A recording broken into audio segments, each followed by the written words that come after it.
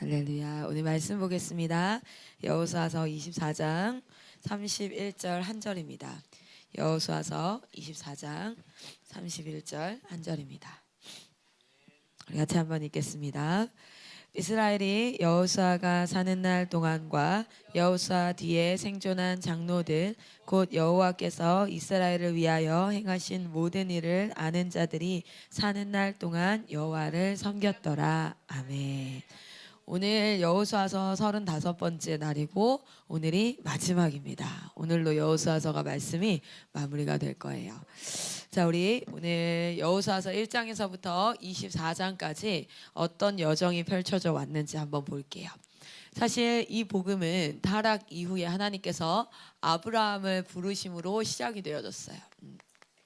아브라함을 부르셔서 이를 갈대아 우르에서 떠나서 가나안 땅으로 오게 하십니다. 그 아브라함에게 전달되었던 그 이야기가 이삭과 야곱과 그리고 이제 요셉을 통해서 애굽 땅으로 들어가게 되죠. 애굽 땅으로 들어가서 400년간. 그래서 성경에는 두 번의 침묵기가 있어요. 두 번 정도 침묵기가 있는데 첫 번째는 언제일까요? 생각나는 거 있어요. 성경 가운데 하나님이 말씀을 하지 않았던데.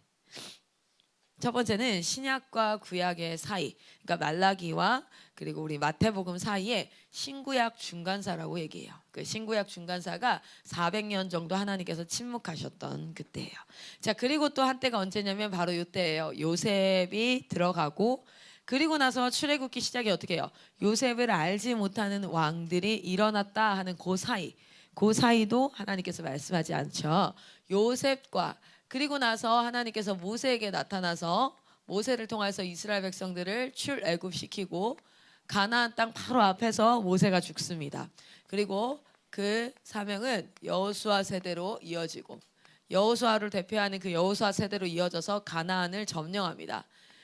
가나안 땅을 점령하지만 사실 여호수아가 살아있는 기간 동안에 굵직굵직한 곳이 점령되어져요. 남쪽. 처음 전쟁은 중부 전쟁이었어요. 그 다음 남쪽, 그 다음 북쪽. 그리고 여전히 쫓아내지 않은 지역들이 있죠. 이건 누구에게로 연결되어집니까? 12지파로 이어져요. 그렇게 해서 이렇게 쭉 가고 있는 중이에요. 그렇죠? 우리는 그 가운데 여호수아 세대와 함께 말씀을 보았어요. 자, 여러분, 여호수아는 처음에 이제 가나안 땅에 들어오면서 제일 처음에 여호수아를 하나님께서 임명하시죠. 여호수아를 누구로 임명하십니까? 너를 리더로 임명할게. 그런데 참 특이했던 건 여호수아는 특별히 리더가 될 만큼의 역량을 막 많이 가지고 있었다고 특출난 사람이 아니었어요. 그러다 보니까 하나님께서 그에게 뭐라고 얘기하십니까? 내가 말하고 그 말이 반드시 이루어질 거야 라는 것을 사실상 명령하기에 훨씬 좋은 자질을 가진 리더가 아니었을까 생각해요. 왜냐하면 잘 보세요. 그 사람이 참 역량이 있고 실력이 있어. 그래서 누가 봐도 저 사람 리더 될 만한 사람이야 했을 때 그 사람이 리더로서 잘하면요. 그것은 하나님의 영광이 아니라 누구입니까? 그 사람이 잘한 거야 라고 될 수 있어요. 그렇기 때문에 기드온 전쟁에서도 하나님께서 뭐라 그래요? 너희가 쪽수가 많아서 전쟁에 승리했다 할까? 그래서 어떻게 해요? 300명. 도저히 승리할 수 없는 인원을 가지고 하나님께서 그들을 이끌어 가십니다. 하나님께서 우리를 통하여서 하나님이 드러나기를 소망합니다. 여러분의 실력 없음과 여러분의 낮음과 여러분이 하지 못함이 결국에 무엇을 드러내는 것입니까? 하나님의 영광을 드러내는 것인 줄 믿습니다. 그랬기 때문에 여호수아는 어쩌면 더 겸손히 하나님 앞에 기도하고 하나님 앞에 여쭙고 나아갔을지 모르겠어요. 내가 뭐라도 되는 것처럼 내가 뭐라도 할 수 있을 때에는 내가 하려고 막 수고할 거야. 힘쓸 거예요. 근데 그것이 아니라 언약궤가 이스라엘 백성들이 광야를 지나면서도 참 다른 어떤 불평과 원망들이 참 많았다고 보이지만 그 중에 한 가지 칭찬받아 마땅한 것은 그들은 철저하게 구름 기둥의 인도함을 받았다는 거예요. 할렐루야. 그들은 아침에 일어나자마자 항상 무엇을 봤어야 됩니까? 구름 기둥이 오늘 떠올랐나 안 떠올랐나. 그리고 그들은 잠들기 전에 봤어야 돼요. 오늘 구름 기둥이 떠오르나 안 떠오르나. 왜냐하면 떠오르는 순간 어떻게 해야 돼요? 짐을 챙겨서 출발을 해야 하니까. 그래서 아마 그 시절을 하나님께서 가장 기뻐하지 않았을까라는 생각을 해봐요. 우리가 아무것도 적을 두지 않고 내가 집도 없고 아무것도 가진 것이 없는 상태에서 하나님의 말씀만을 쫓아서 살아가는 그 이스라엘의 광야 40년의 행렬을 통하여서 여리고는 이미 어땠다고 얘기해요? 라합을 통해서 듣는 얘기가 무엇입니까? 그들이 간담이 녹았다. 왜냐하면 그 40년의 세월을 본인들도, 왜냐면 그렇잖아요. 출애굽할 때 야 노예들이 애굽 땅에 그 큰 나라의 노예들이 한 200만 명이 되는 사람들이 다 탈출했대. 그러면 야 그 걔들 어디 간대? 걔네 우리 땅으로 온대. 그리고 이 땅을 본인의 신들이 줬다고 했대. 아 뭐야, 처음에는 그냥 웃으면서 지나갔을 거야. 그런데 나오는데 그들의 행보가 예사롭지 않아요. 왜냐하면 홍해를 갈라버리고 그리고 광야 가운데서 40년을 사는데 그 한 곳에서 정착해서 오아시스 옆에서 정착을 해서 그렇게 살아가는 게 아니라 막 돌아다니면서 사는데 그들이 죽지 않고 살아요. 그리고 그들이 계속 기적의 연속을 봅니다. 그리고 심지어 여리고성 앞까지 왔는데 요단강을 가르고 들어온단 말이에요. 여러분, 그런 모습들을 통해서 무엇을 경험하게 됩니까? 이스라엘 백성들, 정말 이스라엘 백성들 대단하지만 그들을 인도하시는 하나님이 정말 대단하다. 그리고 이스라엘 백성들도 그 시기를 통해서 경험합니다. 한 곳에 정착해서 오아시스를 의지하거나 아니면 자기들을 보호할 어떤 땅과 나라를 의지하는 것이 아니라 전적으로 하나님의 구름 기둥과 불 기둥을 따라서 살아가는 것. 할렐루야. 근데 조금만 정착하면요 사실 굉장히 옮기기가 힘들더라고요. 사람은 조금만 익숙해지고 조금만 안정감을 찾으면 새로운 환경으로 옮겨가라 할 때 내 안에 나도 모르는 거부 반응이 생겨요. 저 또한 그렇더라고요. 이번에 이 건물에서 우리가 이제 한 5년 정도 살았어요. 그러다가 삼천리 교육원을 이전을 하잖아요. 그래서 이제 가서 삼천리 교육원에 우리 아이들이 교육할 곳이나 이런 곳을 쭉 돌아보고 하는데, 이제 제가 여기에 3년, 5년을 살았으니까 5년 가까이 됐죠. 여기 물건들이 다 정착이 돼서 집이 다 안정이 되어져 있단 말이에요. 근데 그걸 가지고 다시 다 옮겨야 돼. 그러다 보니까 제 안에서 불편함이 드는 거예요. 아 그렇구나, 내가 이곳을 의지하고 있었구나, 내가 여기를 편안하게 생각하고 있었구나. 그러나 하나님께서 광야 땅을 돌아다니면서 온전히 구름 기둥을 쫓아 따라갔던 그 이스라엘 백성들과의 시간들을 참 기뻐했음을 우리는 선지서를 통해서도 알 수 있습니다. 자, 어쨌든 여호수아의 리더를 인정해요. 자, 기억해 봅시다. 그 다음 어떤 일이 있습니까? 여호수아서에 여리고 정탐을 먼저 하네요. 여리고 정탐. 여리고 정탐을 통해서 누구를 만나죠? 맞아요. 라합을 만나서 이방인이었던 라합이 어디에? 예수 그리스도의 족보에 들게 되어져. 자, 그리고 나서 요단강을 건넙니다. 우리 3장에 요단강을 건너게 돼요.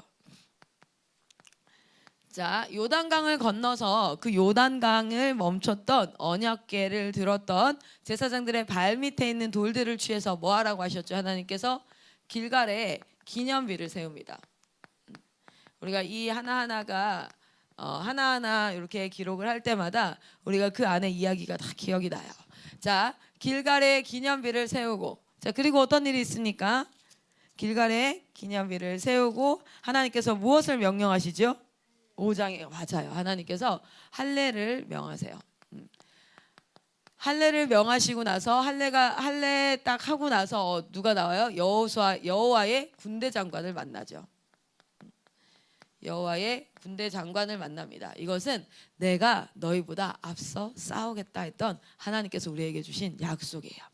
여러분, 우리가 오늘 말씀의 제목이 새로운 시작입니다. 새로운 시작은 사사기 1장에 무엇으로 시작합니까? 여호수아가 죽은 뒤에 시작되어져요. 여러분의 인생 가운데도 새로운 시작이 있습니다. 그 새로운 시작은 갑자기 생겨난 시작이 아니라 과거에 있었던 많은 역사들 가운데 오늘 새롭게 시작하는데, 이 시작 가운데 하나님께서 여러분을 인도하시기를 소망합니다. 그렇기 때문에 우리는 그 역사 가운데 인도해 오셨던 하나님을 기억하고, 그리고 오늘 이 아침에 하나님이 나에게 어떤 시작을 하길 원하시는가 기도하길 원해요. 자, 우리 할례를 받고 여호와의 군대 장관이 나타나요. 이 믿음의 모든 여정들을 통하여서 하나님께서 이제는 내가 싸울게 하시는 거예요. 이제는 내가 싸울 테니 나의 말을 믿고 순종하여 따라오너라 라고 얘기하시죠. 자, 그렇게 내적 전쟁이 끝나고 나서 준비가 끝났습니다. 뭐가? 전쟁을 할 플레이어들.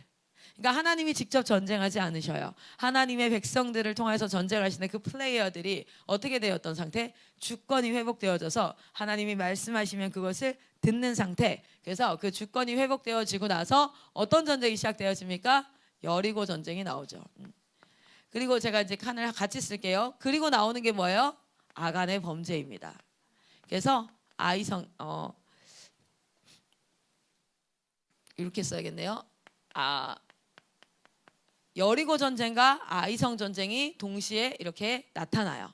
그런데 여리고 전쟁은 승리합니다. 그리고 아이성 전쟁은 패배합니다. 그래서 그 패배의 원인을 무엇이라고 얘기해요?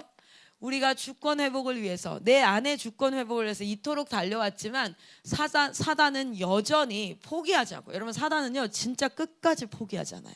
언제까지? 우리가 하나님의 나라에 들어가는 날까지 사단은 포기하지 않아요. 이 정도로 하나님께서 이스라엘 백성들 인도해 왔으면 이제 승승장구가 돼야 되는데, 한번 승리를 경험하고 나서도 사단은 언제를 틈탑니까? 승리 이후에 이들이 뭔가 조금, 어쨌든 언제까지? 우리가 하나님 나라에 들어가기까지 사단은 포기하지 않고 우리를 끝까지 넘어뜨리려고. 결국에는 아간의 죄가 드러나요. 그러니까 하나님께서 모두 진멸하라 그랬는데 진멸하지 않는 아간의 죄가 드러나고, 그리고 나서 다시 아이성 전쟁을 하고 하나님은 그 패배했던 곳에서 다시 한번 승리를 선포하십니다. 할렐루야. 여러분의 삶 가운데 이러한 역사가 있기를 소망합니다. 자, 이렇게 아이성 전쟁이 끝나요. 그게 8장인가요? 가볼까요? 8장까지. 아이성을 점령하는 이야기가 나옵니다.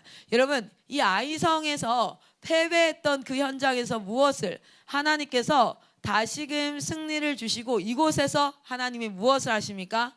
언약식을 하세요.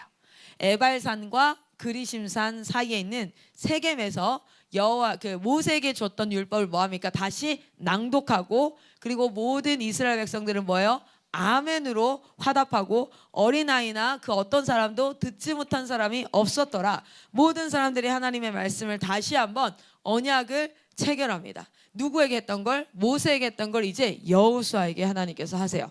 자, 그래서 여기다 따로 쓸게요. 뭐 하냐면 언약은 마치 계약과도 같아서 내가 가질 수 없는 거예요. 나한테 없는 거예요. 나한테 없는 것을, 자, 이 건물은 제게 아니죠. 그런데 제가 을이 되고 이것을 가진 자가 갑이 되어서 계약을 체결하면 어떻게 됩니까? 내가 가질 수 없는 것인데 그 계약서를 근거로 뭐 할 수 있게 되어져요. 나는 이거를 사용할 수 있게 되어져요.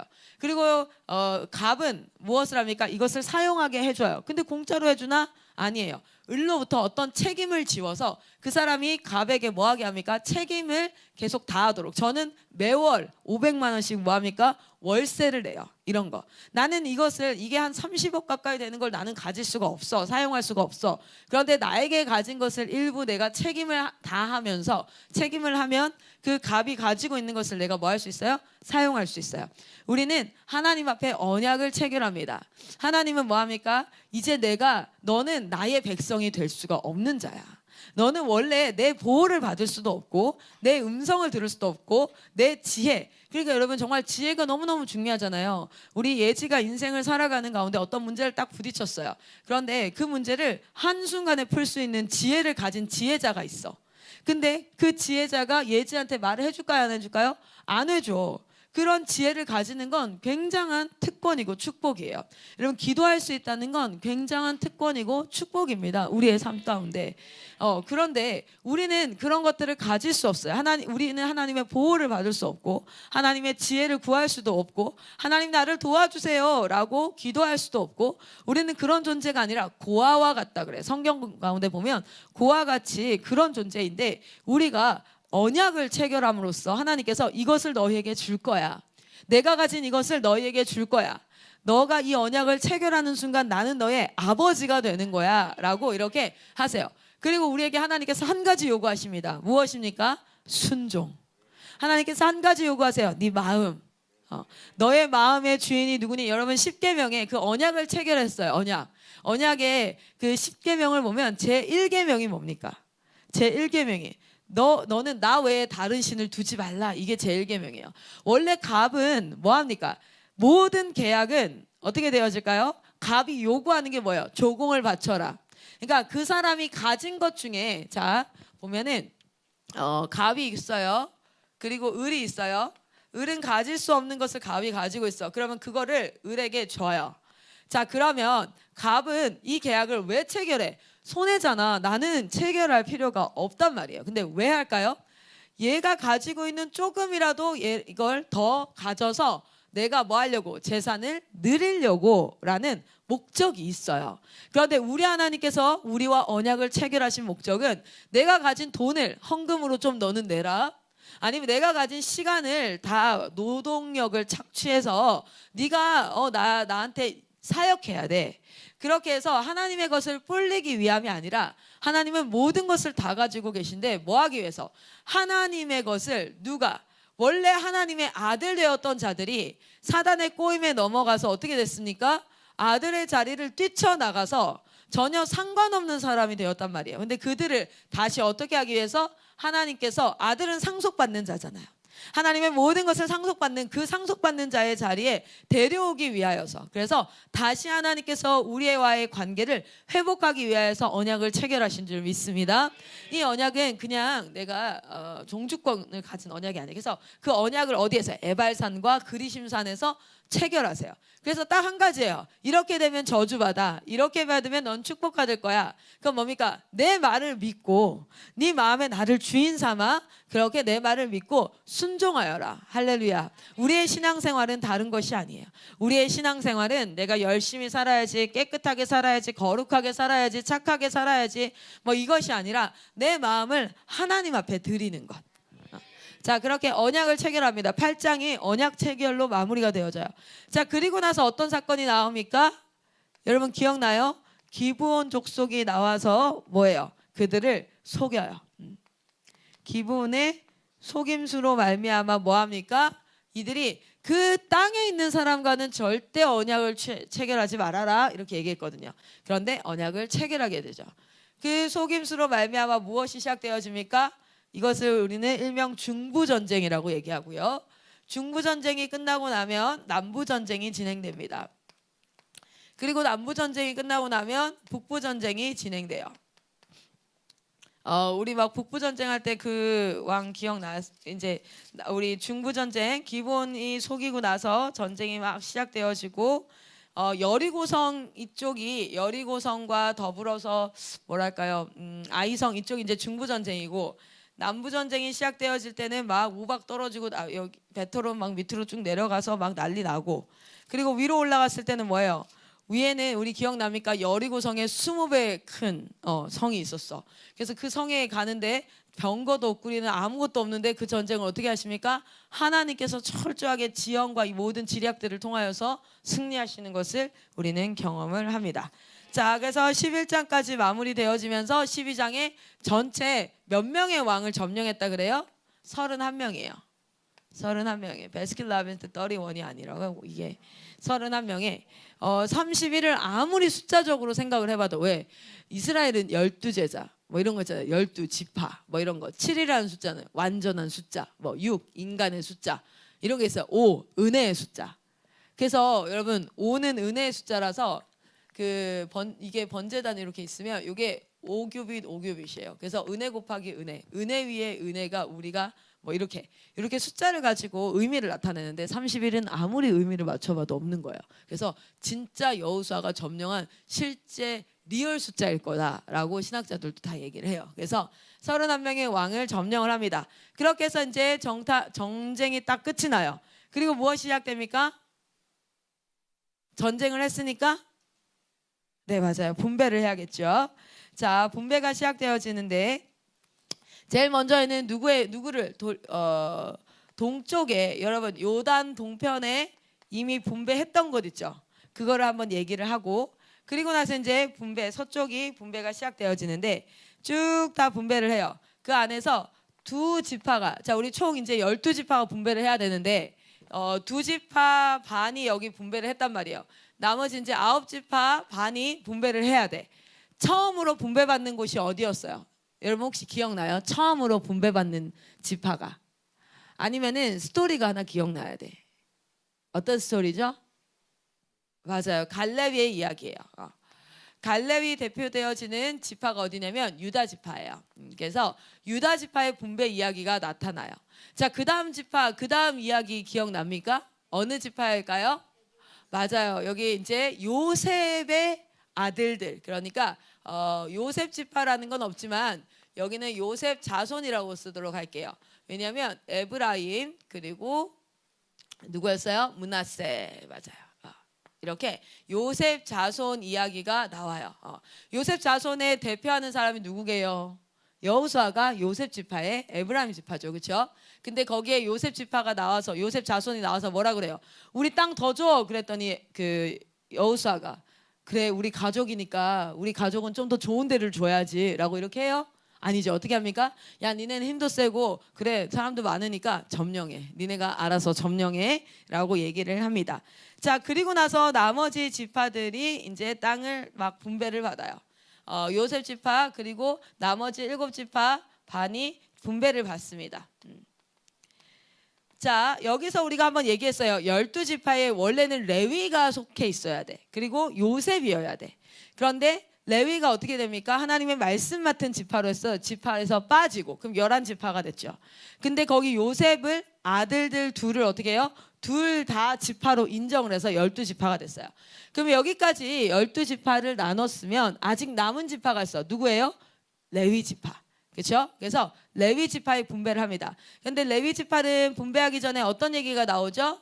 도피성 이야기가 나와요. 왜냐하면 도피성에서 말씀 맡은 자들 레위 지파가 이제 점령한 땅 하나님의 땅에서도 어떤 일이 일어날 수 있어? 인간은 실수로 살인할 수 있어요. 그러니까 죄를 지을 수 있는 자들이야. 그래서 하나님은 그 죄 지을 수 있는 자들을 미리 아시고 야 너네 약속의 땅에 들어가서까지 그렇게 죄를 짓냐. 니네 진짜 왜 그러냐 하지 않아요. 언제까지 그 일은 일어날 거니까. 예수 그리스도께서 다시 오셔서 완전히 우리가 영화롭게 되는 날까지 우리는 뭐예요? 죄와 함께 살아갈 수밖에 없는 처절한 운명을 가진 자들이니까 우리가 말씀 앞에 깨어 있어도 언제까지 사단은 끝까지 포기하지 않고 어떻게 해요? 여러분이 그 자리에서 넘어지기를 원해요. 자 그래서 도피성을 세우고 그리고 뭐 합니까? 레위 지파의 그 땅을 분배해요. 자 우리 어디까지 왔어요? 도피성이 20장이고 21장이 레위 지파를 분배하는 이야기입니다. 자, 다 분배했으니까 이제 어떻게 해야 됩니까? 동편에 있는 지파 뭐예요? 동편에 두 지파 반을 어떻게 해요? 돌려보내면서 여기서부터 여호수아의 고별 설교가 나오죠. 누구에게 먼저 인사 축복합니까? 동편에 있었던 두 지파 반에게. 자, 그다음 누구에게 합니까? 23장은 누구에게 했어요? 지도자들에게 고별 설교를 해요. 자 여기서는 다 고별 설교예요. 이 여호수아가 자 그리고 마지막 24장에는 누구에게 했습니까? 모든 백성에게. 근데 여기서 말하는 모든 백성은 생각해봐요. 12지파가 아니에요. 왜냐면 동편의 사람들 이미 돌아갔거든. 그냥 사실 여기서 말하는 모든 백성은 누굽니까? 서쪽에 있는 9지파 반이라고 할 수 있겠어요. 그런데 이걸 직접 들은 건 이들이었겠지만 이 말은 누구에게도 한 거예요. 동편에 있는 두 지파 반에게도 한 거예요. 자 그리고 나서 여호수아서는 끝이 납니다. 오늘 우리가 35일간 달려왔던 그 여호수아의 이야기가 이렇게 있어요. 여러분 어떤 것을 공부하든지 간에 우리가 단편적으로 매일매일 주시는 은혜들이 있어요. 요 사이사이에 사실은 이 내용과 크게 상관은 없지만 사이사이 주셨던 하나님의 은혜들이 있어요. 그런데 항상 우리는 공부할 때요 크게 그림을 그릴 수 있어야 돼요. 그래서 크게 그림을 그릴 수 있어서 처음에 우리가 시작할 때 이 내용은 이런 내용이야 하고 들어가고 그리고 세부적으로 공부하고 마지막에는 그걸 내 입으로 정리할 수 있어야 돼요. 그래야 나중에 그것이 정말 나의 지식이 되어서 삶에 적용이 되어지는 거예요. 여호수아는 쉽게 얘기하면 이런 얘기와 같습니다. 전쟁을 하고요. 그 땅에 들어가서 전쟁을 하고 그것을 무엇합니까? 분배합니다. 그리고 리더인 여호수아의 설교로 마무리가 되어져요. 여호수아는 세 개로 나눌 수 있어요. 이렇게. 자, 전체 이 내용들이 머리가 남은 상태에서 이제 드디어 어떤 결론이 납니까? 여호수아서 24장 마지막에 정말 멋진 마무리인 것 같아요. 그 멋진 마무리가 어떻게 되어지냐면 31절입니다. 같이 한번 읽겠습니다. 31절 시작. 이스라엘이 여호수아가 사는 날 동안과 여호수아 뒤에 생존한 장로들 곧 여호와께서 이스라엘을 위하여 행하신 모든 일을 아는 자들이 사는 날 동안 여호와를 섬겼더라. 아멘. 이 이야기는 사실 사사기에도 나타나요. 사사기 2장에 한번 가볼까요? 사사기 2장. 사사기 2장 6절, 7절, 8절까지 한번 읽어볼게요. 사사기 2장 6절에서부터 8절까지 같이 읽습니다. 2장 시작. 전에 여호수아가 백성을 보내매 이스라엘 자손이 각기 그들의 기업으로 가서 땅을 차지하였고 백성이 여호수아가 사는 날 동안과 여호수아 뒤에 생존한 장로들 곧 여호와께서 이스라엘을 위하여 행하신 모든 큰 일을 본 자들이 사는 날 동안에 여호와를 섬겼더라. 여호와의 종 눈의 아들 여호수아가 110세에 죽음에 아멘. 여러분 그거 아세요?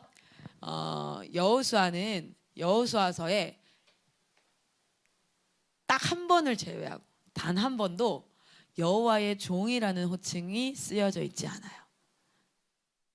여호수아 내내 여호수아가 이렇게 얘기해요. 그런데 모세는요 정말 그 신명기나 여기 끊임없이 그리고 여호수아에도 그렇고 끊임없이 여호와의 종 이런 얘기를 해요. 그러니까 우리가 뭐 하나님의 종이다 이렇게 얘기하는데 그건 하나님이 인정해 주셔야 돼. 근데 여호수아가 그 평생에 한 번도 여호와의 종이라는 호칭이 없다가 언제? 그의 인생의 마지막에 하나님께서 모세에게 붙였던, 우리에게는 그게 막 큰 의미는 아닐 거야. 우리는 그냥 뭐 그런가 보다 이럴 수 있는데 여호수아 입장에서는 모세는 어떤 존재냐면 하나님과 동행했던 감히 내가 범접할 수도 없을 것 같은 그런 위대한 지도자예요. 하나님의 음성을 들었고 하나님과 인류 역사상 가운데 뭐 했어요? 직접 하나님의 율법을 받아 하나님과 언약을 체결하고 그렇게 했던 아주 위대한 선지자, 위대한 지도자였어요. 그래서 감히 내가 모세와 같고 싶다는 꿈도 못 꿀 정도로 그냥 나는 내가 주어진 것을 열심히 해야지. 그래 내가 저만큼 될 수는 없지만 그래 내가 주어진 것 안에서는 하나님 앞에 주님 받은 사랑 있게 내가 정말 최선을 다해야지. 그렇게 해요. 근데 딱 마지막에 24장과 그리고 사사기 그 죽을 때 뭐라고 얘기한 줄 아세요? 24장에도 그렇게 나와요. 24장 29절 한번 보세요. 유일해요. 여기가 딱 마지막으로 죽을 때 하나님께서 여호사를 이렇게 인정하세요. 우리 같이 한번 읽겠습니다. 29절 시작. 이일 후에 여호와의 종 눈의 아들 여호수아가 110세에 죽음에 아멘. 인생의 마지막에 하나님께서 우리에게 나의 종 이렇게 말씀하시기를 소망합니다. 그의 일생 가운데 이 호칭이 얼마나 영광이 되었을까.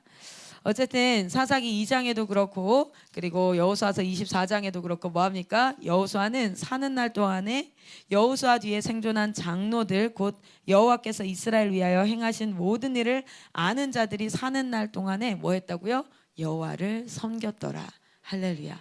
아는 자가 하나님이 누구인지 아는 자, 그 자가 여호와를 섬깁니다. 그게 무엇입니까? 복음을 안다는 뜻이에요. 복음을 안다는 뜻이에요. 다시 한번 이야기하면 복음은 다른 게 아니라 복음을 조금만 더 구체적으로 얘기해 본다면 어제 우리 한번 나눴죠?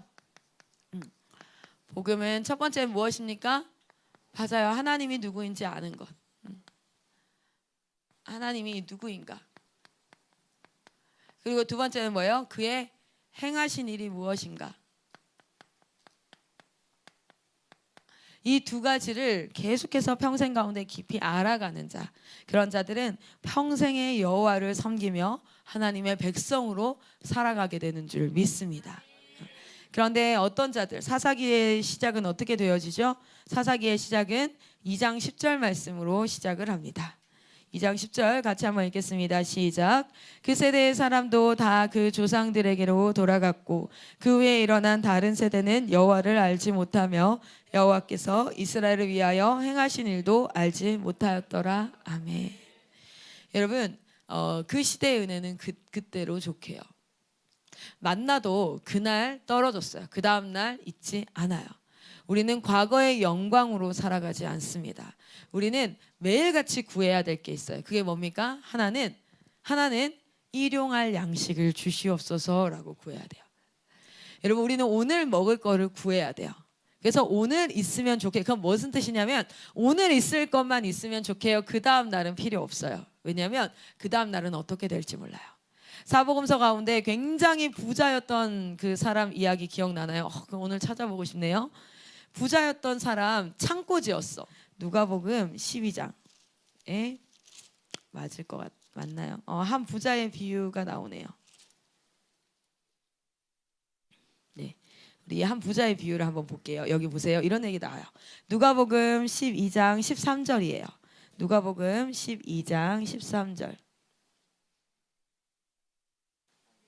우리 같이 한번 읽어볼게요. 여러분 같이 읽읍시다. 우리가 졸릴 수 있으니까 같이 읽어봅시다. 13절에서 21절까지 시작. 무리 중에 한 사람이 이르되 선생님 내 형을 명하여 유산을 나와 나누게 하소서 하니 이르시되 이 사람아 누가 나를 너희의 재판장이나 물건 나누는 자로 세웠느냐 하시고 그들에게 이르시되 삼가 모든 탐심을 물리치라 사람의 생명이 그 소유에 넉넉한 데 있지 아니하니라 하시고 또 비유로 그들에게 말하여 이르되 한 부자가 그 밭에 소출이 풍성하매 심중에 생각하여 이르되 내가 곡식 쌓아둘 곳이 없으니 어찌할까 하고. 잠시만요. 여러분 잘 보세요. 여러분 우리가 우리 재정관을 공부하는데 돈이 엄청 많이 벌었어. 갑자기 예기치 않게 돈을 많이 벌었어요. 아니면은 예상했어. 내가 열심히 일했는데 돈을 많이 벌었어요. 그러면 우리는 대체적으로 그리스도인은 어떤 생각을 해야 될까요? 그리스도인은 이 부분을 한번 짚고 가면 오히려 여기가 좀 더 잘 보일 것 같아요. 말씀이 보면 여러분 이래요. 11조라는 개념을 우리는 종종 이렇게 이해할 수 있어요. 4개, 10개인데 그 중에 1개를 하나님께 드리고 나머지 9개로 내가 써야지. 이게 내 것이 10개인데 하나는 하나님께 드리고 9개는 내가 써야지. 이렇게 생각을 할 수 있어요. 여러분 이것은 틀린 개념이죠. 진짜 11조의 개념은 무엇입니까? 이게 다 10개가 하나님 건데 그 중에 내가 1개만 하나님께 다시 돌려드리고 9개를 내가 감사하게 쓸 수 있도록 해주신 것. 그러니까 11조는 뭡니까? 9개를 내가 받아오는 시간이거든요. 하나님이 감사하게도 9개를 나에게 이제 쓸 수 있도록. 재정은 하나님께서 우리에게 맡기신 거예요. 펀드 매니저처럼 여러분 누군가가 1,000만 원을 여러분에게 맡겼어요. 그리고 얘기하는 거예요. 나한테는 100만 원만 줘도 돼요. 900만 원은 당신이 쓰면서 당신이 생각했을 때 필요로 하는 곳에 잘 써주십시오 라고 얘기하는 것과 같은 거예요. 그래서 그 돈의 원래 주인이 하나님이세요. 하나님 거를 1개만 하나님께 드리고 원래는 이거는 하나님 건데 1개만 내가 벌었는데 왜 하나님 거예요? 라고 얘기하면 일단은 이 얘기는 시작될 수 없어요. 그래서 그건 신앙이 없는 상태이기 때문에 하나님이 그리고 제가 다시 얘기하지만 되게 수고해서 일해도 돈을 못 벌 수 있어요. 하나님이 1개를 하나님께 드리고 나머지 9개는 감사하게 내게 주셨어. 그런데 여러분 나에게 주실 때는 무조건 100만 원을 벌어도 너를 위해 쓰고 1,000만 원을 벌어서 너만을 위해 쓰고 억을 벌어도 너를 위해 써라. 여러분 근데 인간이요 사실은 살아가는데 필요한 것들은 뭐 막 억 단위로 필요하지 않아요. 그러면 더 주신 거 잉여의 뭔가가 나에게 오면 어떻게 이제 하면 되나요? 나는 통로가 되어서 하나님 앞에 모두가 하나님의 백성인데 죄로 말미암아 철저하게 망가져서 이 땅은 평등합니까? 아니면 불평등합니까? 그래서 뭐 하라 그래? 하나님이 항상 고아와 과부들을 돌보라 이렇게 얘기하죠. 너에게 준 것들을 가지고 고아와 과부들, 여기서 말하는 건 진짜 고아만 과부만이 아니라 돌봄을 받지 못하고 어려움에 처한 사람들을 돌보는 자로 하나님께서 우리를 다스리는 자로. 왕은 야 너희 나를 위해서 다 조공을 바쳐가 아니라 뭐예요? 왕은 가난한 자를 돌보는 거. 그래서 나라가 다 뭐 할 수 있도록 태평성대를 이룰 수 있도록 다스리는 거. 그렇게 우리를 불렀는데 이렇게 돈이 많이 곡식이 쌓아둘 곳이 없을 정도로 17절 한번 읽어보세요. 심중에 생각하여 이르되 내가 곡식 쌓아둘 곳이 없으니 어찌할까 했을 때 이제 뭐 해야 되냐면 이거를 어떻게 써야 할까 해야 되거든요. 그런데 이 욕심이 있는 자들은 어떻게 되냐면 이렇게 된다는 거예요. 18절에서부터 21절 같이 읽겠습니다. 시작. 또 이르되 내가 이렇게 하리라. 내 곡간을 헐고 더 크게 짓고 내 모든 곡식과 물건을 거기에 쌓아두리라. 또 내가 내 영혼에게 이르되 영혼아 여러 해 쓸 물건을 많이 쌓아두었으니 평안히 쉬고 먹고 마시고 즐거워하자 하리라. 네. 하나님은 이르시되 어리석은 자여 오늘 밤에 내 영혼을 도로 찾으리니 그러면 네 준비한 것이 누구의 것이 되겠느냐 하셨으니 자기를 위하여 재물을 쌓아두고 하나님께 대하여 부여하지 못한 자가 이와 같으니라. 아멘. 여기 이렇게 우리가 이제 이런 이야기들을 볼 수 있어요. 뭐냐면 우리는 하나님의 종으로 이 땅을 살다가 하나님의 백성으로 살다가 하나님의 나라로 가는 나그네라고 베드로 사도는 표현을 하고 있죠. 우리 이 땅 가운데 그런 자들인 줄 믿습니다. 우리가 이것을 기억하였으면 좋겠어요. 이것을 기억하고 그리고 하나님 앞에 하나님이 왕되심으로 살아가는 이 여호수아의 여정을 쭉 봤어요. 우리는 전쟁하고 하나님께서 분배하고 그리고 여호수아의 설교를 통해서 여호수아가 죽었어. 그런데 누가 여호와를 알았던 자들이 살았던 그 시대에는 어땠습니까? 하나님을 섬기며 살았어요. 그런데 여호와를 알지 못했던 자, 여호와는 어떤 자? 사실 오늘 이 부자도 잘 보면 여호와를 알지 못했던 자, 오늘 내 생명이 누구에게 속하였는지를 알지 못했고 하나님께서 왜 나에게 물질을 주셨는지를 알지 못했던 자, 이 알지 못했던 자는 결국엔 어떻게 되어집니까? 그의 삶에 하나님의 뜻이 이루어지는 것이 아니라 결국에는 육신의 생각은 어디로 간다고요? 사망에 이르게 돼요. 우리의 삶 가운데 오늘 새로운 시작이 시작됩니다. 그러면 그 새로운 시작은 마지막에 하나님께서 평가하실 거예요. 여호수아는 마지막에 뭐가 되었어요? 여호와의 종이라는 이름을 듣게 되어집니다. 그리고 사사기는 새로운 시작을 해요. 그 새로운 시작의 끝이 어떻게 됩니까? 그들은 악순환이라는 말로 마무리가 되어집니다. 여러분의 새로운 시작은 어떻습니까? 이제 여호수아가 끝이 났어요. 우리는 정말 또 새로운 말씀을 배워가는 시간을 가질 텐데 여러분, 여러분의 마음을 딱딱하게 하지 마시고 여러분 정말 여러분의 마음을 하나님 앞에 하나님 앞에 드리는 그러한 삶을 살아가기를 소망합니다. 우리 여호수아 말씀을 마무리하면서 기도하겠습니다. 하나님, 여러분의 시작은 어떠할까요? 오늘 이 시작 가운데 하나님께서 나에게 하시는 말씀이 무엇입니까? 오늘 하루를 시작하는 것도 시작이죠. 오늘 하루를 시작하는 것도 시작이에요. 그리고 또 우리의 삶 가운데 각자 맡겨진 부분들이 있을 거예요. 그 안에서 또 다른 새로운 시작들이 막 이루어지고 있을 겁니다. 우리 호진이는 청년으로서 지역교회로 가서 또 새로운 시작을 해야 할 거예요. 여러분 기억하세요. 여호수아도 되게 불안했어요.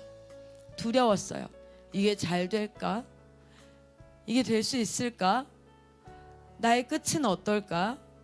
그러나 여러분 알파와 오메가 되신 하나님 앞에 맡겨드리십시오. 하나님 말씀하십니다. 두려워 말라. 담대하라. 강하고 담대하라. 그리고 하나님의 말씀 율법에 좌로나 우로나 치우치지 말고 주야로 그것을 묵상하라. 아침 저녁으로 그것을 묵상하라 이렇게 하세요. 오늘 우리가 이 자리에 모여서 함께 예배하지만 우리 각자 모두의 인생의 끝은 다 다른 자리에 있을 거예요. 여기서 인생이 마무리되려면 오늘 이 건물이 무너지는 수밖에 없거든요. 우리는 여기서 인생을 함께 모여서 오늘 아침을 시작하지만 여러분의 인생의 끝은 각자 어디에 있을지 모르겠어요. 다른 나라에서 여러분의 마지막 호흡이 끝날 수도 있어요.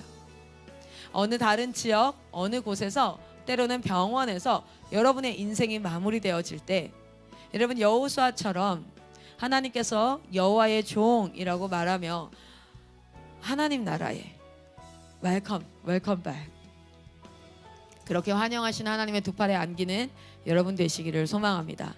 오늘 이 진리를 사단은 그냥 뭔가 하나의 전설처럼 치부하고 싶을 거예요. 기독교가 믿는 진리는 이거거든요. 우리의 인생은 하나님께 속했고 우리의 인생 끝에는 천국과 지옥이 있어.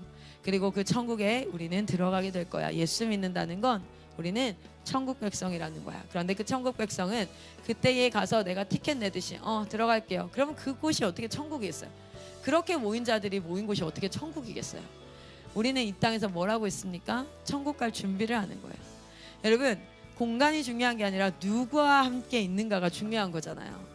정말 더러운 곳고 힘든 곳이라도 내가 마음 맞고 너무너무 진짜 사랑하는 사람들과 함께 있으면 거기가 너무 즐겁고 재밌을 수 있는데, 아무리 호텔 스윗룸이라 할지라도 진짜 마음도 안 맞고 너무 불평 많은 사람들과 불평, 불만, 막 짜증, 분노 많은 사람들과 함께 있다고 봐요. 그럼 그곳이 어떻게 천국이겠어요? 여러분, 우리는 이곳에서, 저는 어제도 발견했어요. 제 삶 가운데 말씀을 선포하는 자리에 있음에도 불구하고 내 성격과 나의 모습이 하나님을 닮지 않은 모습을 발견했어요. 그래서 좌절할 때가 참 많아요. 난 진짜 하나님을 왜 이렇게 안 닮았을까? 그때 영적 디프레스가 오죠. 정말 막 멋있게 이렇게 하고 싶은데 내 감정이 안 되고 막 이럴 때. 그런데 그럴 때마다 기뻐합니다. 하나님, 여러분 제일 기쁜 게 뭐예요? 시험을 볼 때 시험 문제가 뭐 나오는지를 알고 공부를 해야 되잖아. 그런데 시험 치기 5분 전인데 내가 공부했던 것이 시험 문제의 3분의 1도 안 되고 나머지는 다 다른 데서 나온대. 그럼 어때요? 좌절이야. 정말 절망이야. 그래서 어떻게 해야 돼?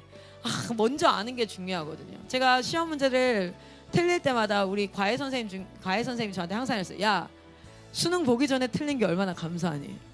그러면은 다시 공부하면 되니까 기회가 있잖아. 저는 근데 그 말이 오늘도 제 삶 가운데, 여러분, 우리가 죽지 않았어요. 끝나지 않았어요. 우리의 삶이 끝났으면 우린 돌이킬 수가 없어요. 후회밖에 남지 않을 거예요. 그런데 후회는 죽고 나서 하는 거예요. 이 땅에서는 후회하지 마세요. 왜냐면 이 땅에서는 후회하느라 시간 낭비하지 마세요. 그거는 죽고 나서 하는 거예요. 내가 돌이킬 수 없을 때 하는 거예요. 그러나 오늘 이 땅에서는 뭐 할 수 있습니까? 다시 시작하면 되죠. 제가 어제 하루 동안에 얼마나 제 자신에게 실망했는지 몰라요. 나중에는 어디까지 내 모습이 나타나냐면 이런 거 있죠. 참 사람이 너그럽고 사랑이 많고 막 하여튼 다 좀 좋았으면 좋겠는데, 어제는 너무 안 좋으니까 마지막에 저희 집에 요구르트가 얼린 게 그 2줄이 있었거든요. 근데 그 한 줄을 다 먹고 한 줄 남았어. 근데 이제 밖에 애들이 복도에 많이 놀고 있는 거야. 근데 이거를 필립이가 이제 먹겠다는 거지. 그래서 제가 얘기했어요. 필립아, 집에 나눠줄 만큼 넉넉히 있으면 이거 가지고 나가서 먹어도 돼. 왜냐면 나눠주면 되니까. 근데 나눠줄 만큼 넉넉히 없으면 집에서 먹어. 왜냐하면 너는 먹는데 다른 친구들 못 먹으면 속상하잖아. 그랬더니 네 대답하는 거여서 어떻게 대답을 잘하네 생각하고 제가 화장실에 갔다가 나왔는데 얘가 뽀로로 뛰어나가더라고. 아니나 다를까 복도에 있던 저는 복도에 몇 명이 있었는지 몰랐는데 필리비가 나가는 순간 알게 됐어요. 왜냐면 모든 아이들이 저희 집으로 들어왔거든요. 클라라 쌤, 저도요. 근데요, 여러분, 사실은 애기들이 먹을 거 달라는 거, 그리고 필리비가 나가는 거 당연한 일인데 제 아내 상태가 안 좋으니까 그것도 짜증 나는 거예요. 그것도 싫은 거예요. 그래서 필리비가 나가고 애들이 들어오는데 인상 팍 쓰면서 근데 그 순간 그 표정을 아이들이 봤다는 걸 깨달았어요. 알지 당연히. 근데 순간 애들아 4개밖에 없거든. 진짜 인상을 어떻게든 안 써보려고. 4명까지만 줄 수 있어. 근데 나도 너무 짜증나고 그러니까 모든 게 싫은 거예요. 짜증이 다 나버리는 거예요. 그때 또 순간 성령께서 내 안에, 여러분 참 성령이면요, 내 안에 너 왜 이렇게 짜증을 내니? 너 지금 이거 경고 신호야? 너 지금 이 상황이 짜증나는 게 아니라 너는 지금 이게 문제가 아니라 네가 지금 나와 내 안에서 감사와 기쁨을 잃어버렸어. 앞으로 네가 어떤 일을 만나도 다 짜증나고 다 열받고 다 싫을 거야. 그냥 동물처럼 맛있는 걸 먹으면 좀 기분이 좋아질 거야. 아니면 누가 네 비위를 맞추면 기분이 좋아질 거야. 아니면 좀 네가 뭐가 이렇게 딱 육체로 툭 떨어지는 느낌.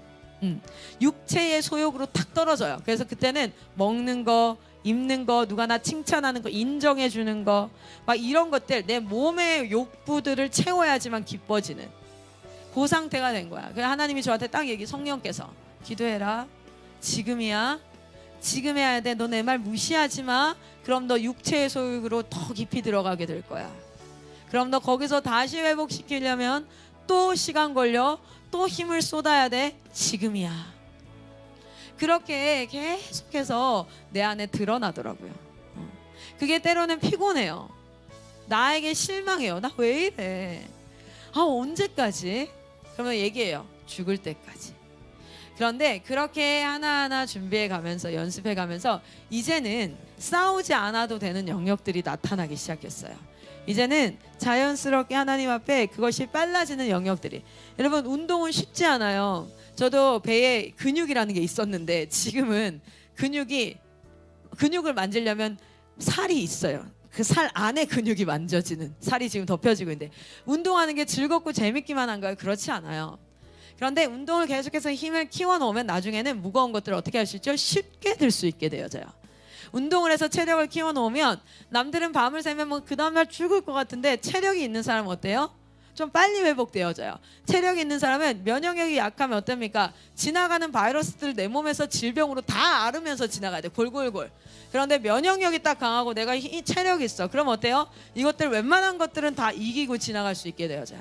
여러분, 육체의 이 운동도 굉장히 도움이 되는데, 그런데 무엇은? 경건의 훈련은, 하나님의 말씀에 순종하는 훈련은 우리의 내세뿐 아니라 우리의 이 현세뿐 아니라 내세에도 유익이 있다라고 성경에 말하고 있습니다. 할렐루야.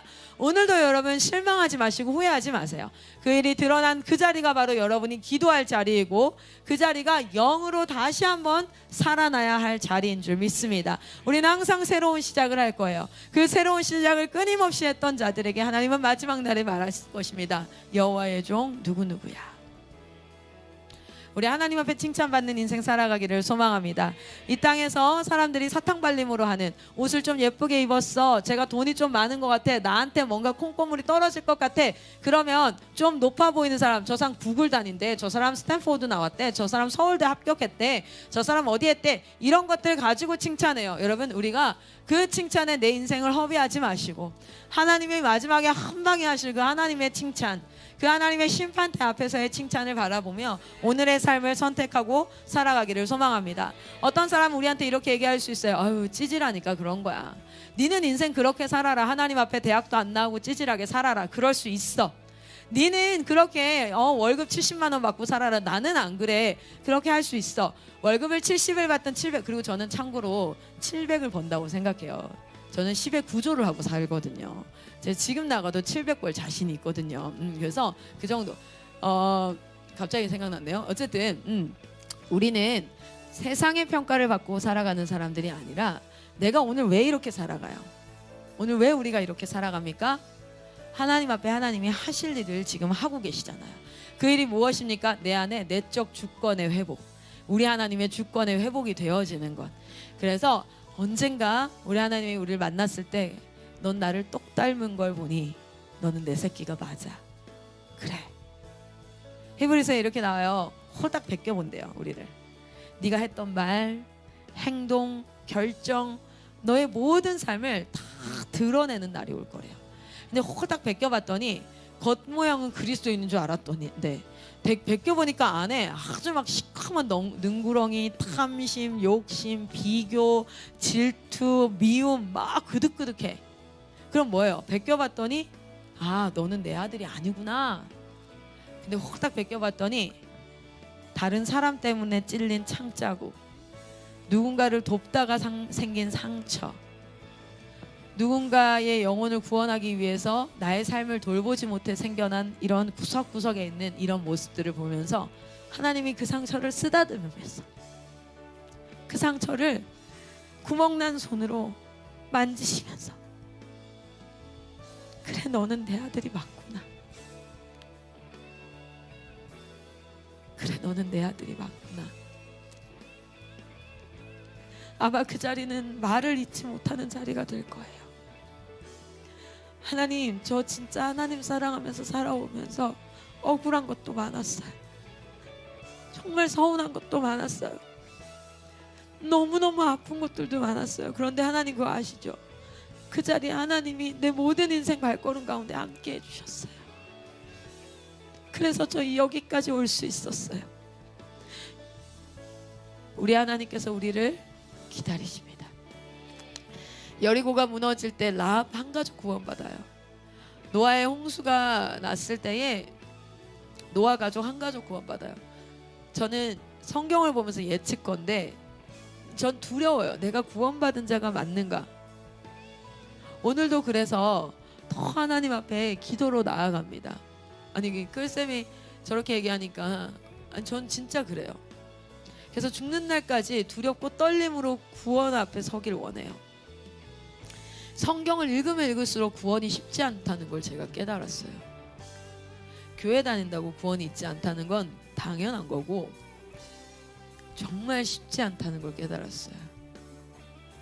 정말 하나님의 은혜를 구하지 않으면 안 되는 거구나라는 걸 깨달았어요. 이 안에도 우리 모두 이 자리에서 함께 새벽 예배를 드리고 있지만 여러분의 인생의 끝나는 자리는 어디일지 모르겠다 했죠. 그 자리에 여러분 구원받은 백성으로 여러분의 삶이 끝나기를 축복합니다. 그리고 죽음 가운데 있다가 눈을 뜨면 하나님 나라래요. 죽음에 잠식되는 자들이 아니라 눈을 떠 하나님의 나라에 입성하는 여자들이 여러분 되시기를 소망합니다. 여호수아가 끝났습니다. 이제 새로운 시작이 되어질 텐데 더 깊이 있는 하나님과의 여정이 시작되어지기를 축복합니다. 오늘 이 하루의 삶의 시작을 하나님 말씀하여 주시옵소서. 하나님 수고하여서 여러분 걱정하지 마세요. 여러분이 학위 따야 되고 뭐 해야 되고 남들은 다 뭐 하고 있고 대학 가고 있고 직장 얻고 있고 차도 사는 거 같고 너무 여러분 그런 거 걱정하지 마시고 나에게 주어진 일에 탁월해지세요. 오늘 내가 영어 공부를 해야 되면 거기에서 탁월해지세요. 하나님이 그걸 쓰셔요. 오늘 나에게 주어진 일이 우리 편집하는 거고 메타버스 올라가야죠. 그걸 하면 탁월해지세요. 하나님이 그거 쓰세요. 할렐루야. 내가 계획하지 않아도 오늘 주어진 일에 탁월하세요. 기도하십시오. 하나님 제가 오늘 뭐 해야 될까요? 어디 부분에 탁월하면 됩니까? 그렇게 기도하시고 그 일에 탁월하십시오. 오늘 우리 선영쌤 3살 4살 탁월하게 다루십시오. 그러면 하나님이 그 다음에 어떻게 쓰실까? 하나님이 쓰세요. 할렐루야. 우리 시간 기도하고 하루를 시작하도록 하겠습니다. 기도하겠습니다.